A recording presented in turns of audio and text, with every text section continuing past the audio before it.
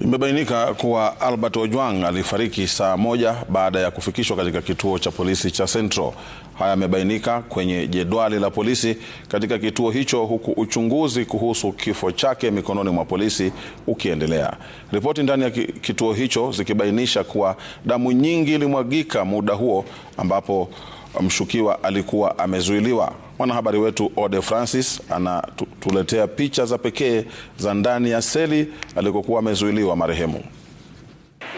Ndilo lango kuu alilotumia mwanablogi Albert Ojwang kuingia katika kituo cha polisi cha Central muda mfupi baada ya kuhojiwa na makachero wa DCI siku ya Jumamosi jioni.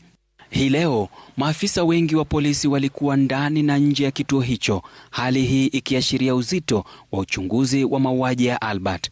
Maafisa wa mamlaka ya IPOA wamepiga kambi hapa kwa siku 2 sasa. Kulingana na maelezo katika kitabu cha matukio almaarufu OB, Albert Ojwang alifikishwa katika kituo hicho cha Central mwendo wa saa 8 na dakika 35 usiku. Ojwang akiwa mshukiwa wa 59 kufikishwa katika kituo hicho siku hiyo, na alikuwa amekamatwa kwa shtaka la kuchapisha taarifa za uongo.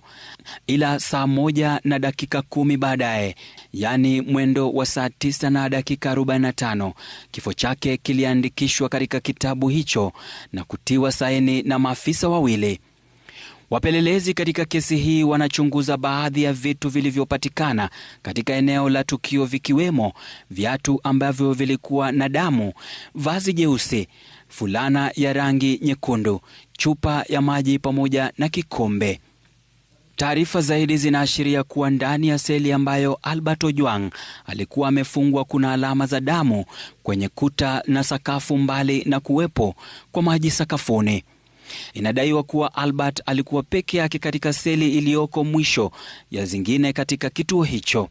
Hii leo maafisa wakuu wa polisi walikuwa katika eneo la tukio, wakiwemo Inspekta Jenerali wa polisi Douglas Kanja pamoja na naibu wake wawili Gilbert Masengeli, naibu mkurugenzi wa uchunguzi wa jinai DCI na mwenyekiti wa IPOA Ahmed Isaac.